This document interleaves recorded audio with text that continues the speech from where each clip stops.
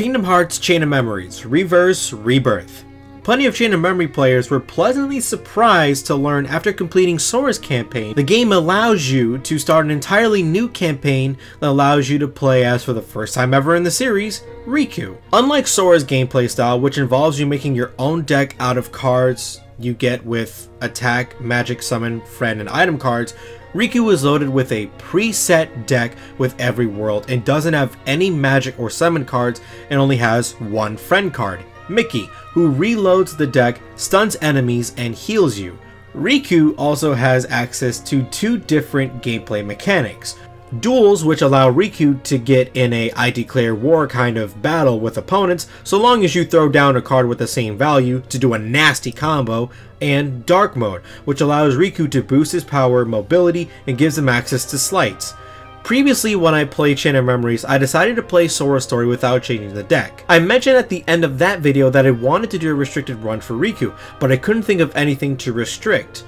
Riku has a preset deck, Dark Mode is actually 100% unavoidable, and everything else by itself wouldn't be even a challenge.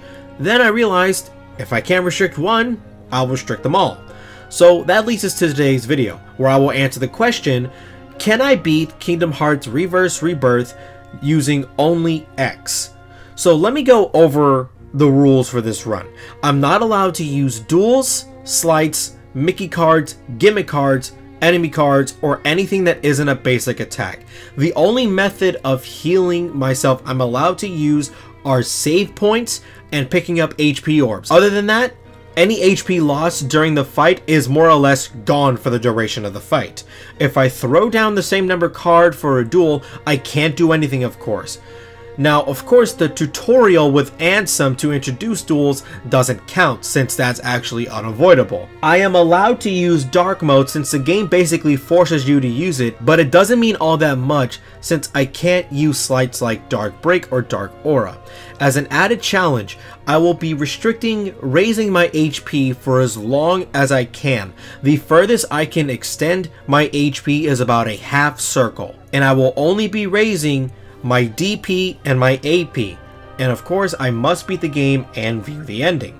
So the first world is Hollow Bastion, and it was alright, but I need to finish the world quickly as that's the one world where you don't have Dark Mode, and leveling bonuses are restricted to boosting my AP, which you can only do every 3 levels, and my HP, which I'm trying not to increase.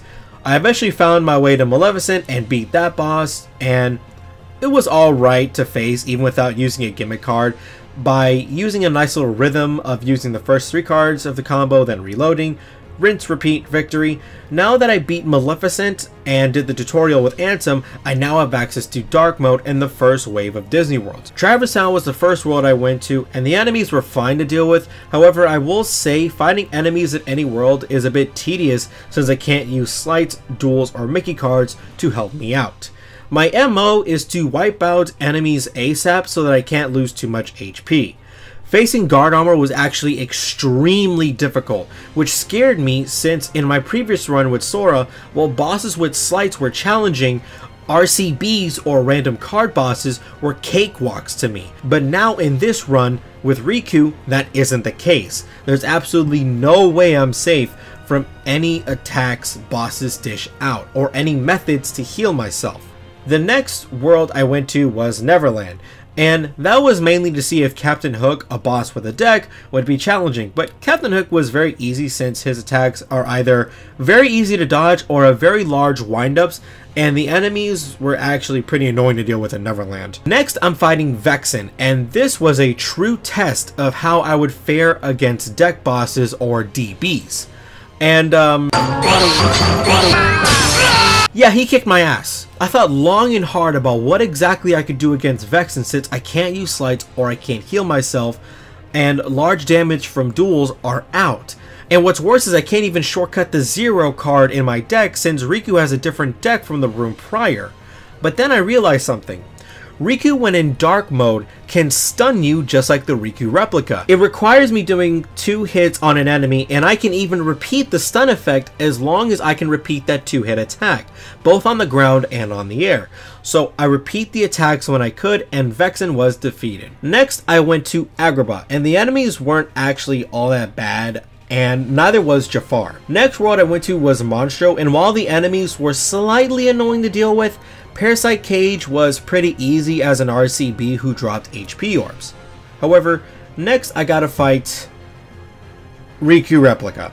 Even though I had the stun tech locked down for this fight, it was harder to pull it off against Riku Replica, since not only does he typically whip out higher cards, he is also way more aggressive than Vexin. But I pulled through and was able to beat him. Now I'm on the last wave of Disney Worlds.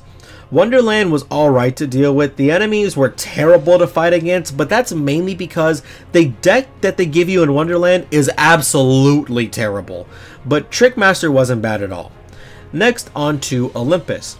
Hades actually gave me a decent amount of trouble, since when he is in his red form during the fight, he can't be stunned. So I needed to be a bit more careful when dealing with Hades.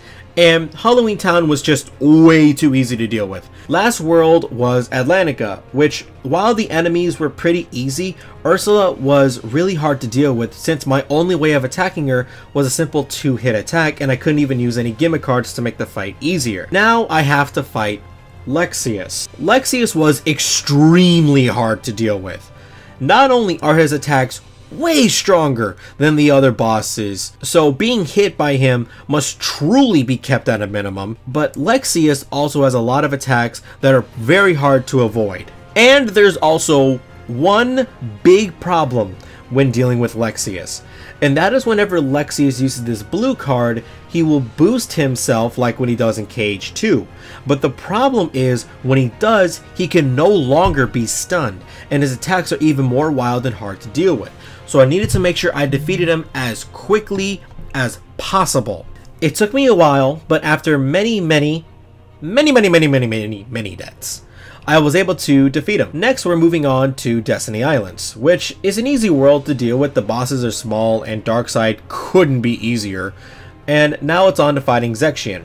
And surprisingly, Zexion was pretty easy, even though you can't stun him. I just need to make sure I didn't let him siphon too many of my cards from my deck, and I was easily able to defeat him. Lastly, moving on to Twilight Town. Twilight Town enemies were easy to deal with as well, but now I need to fight Riku Replica for one final time. Since I already developed the tech for him, I assumed it would be a cakewalk, but it actually wasn't. Riku Replica is even more aggressive, so it's hard to stun him. But I decided to make use of the arena. See, with Riku's AI, if you're too far away from him, he will jump towards you.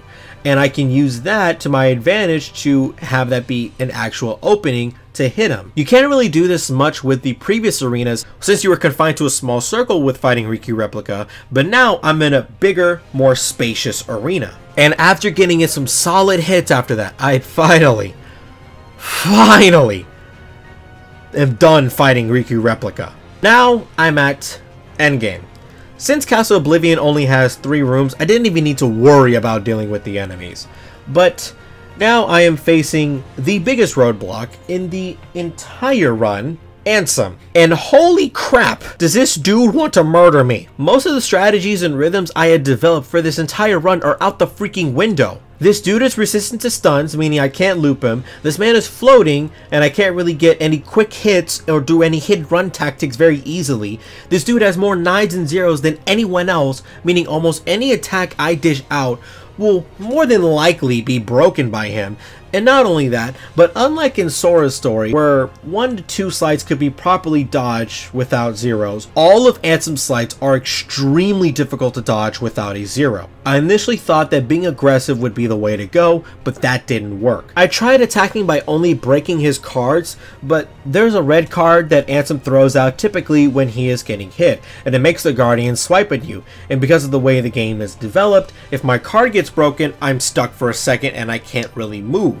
That means 9 times out of 10, when the Guardian swipes at you, I'm gonna get hit. And in fact, it takes up so much HP with just one hit that if I were to get hit about 4 times with my current HP, I'm dead. I can't even take advantage of him reloading his cards because the Guardian protects him while that happens. I eventually did find a strategy that does work. First, when the fight starts, I need to do as much damage as I can with base Riku. He's a little less laggy than Dark Riku, and he dodges easier so I can get him some solid damage. After going in Dark mode, I make sure not to focus on any other cards except for the 9s in the back and the 0 that I shortcutted. If I notice that Ansem has started to put even a single card up for a slight, I need to focus on evading and wait for him to throw out the slight so that I can break it with a 0. Even with that, being able to get decent damage in, it just wasn't possible with my current HP. I would inevitably get hit, and considering how little my HP was, I would always kick the bucket.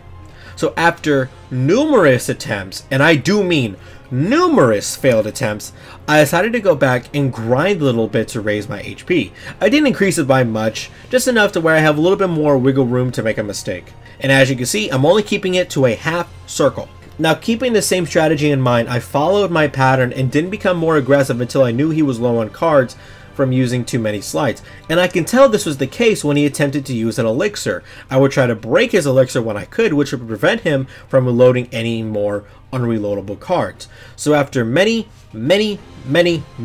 hours and after many deaths, I finally was able to beat Ansem.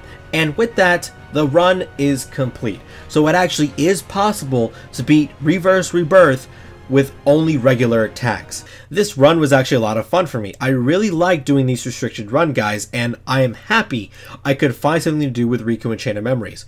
I really want to continue using these restricted runs, so please offer up any ideas that would be a good restricted run for me to do with any other Kingdom Hearts game. I've already done Kingdom Hearts without doing full emotion. I've done Sora's Story and Chain of Memories without changing the deck, and now I've done this run. But with that being said, that's going to do it for me. Hope you guys enjoyed this. Hope you guys rate, comment, and subscribe. Check out my Twitter, my Twitch, and my Discord. Please give me any other ideas that you may have for a restricted Kingdom Hearts run in the comment section below. This has been Noir Little Bomber, and I'm out.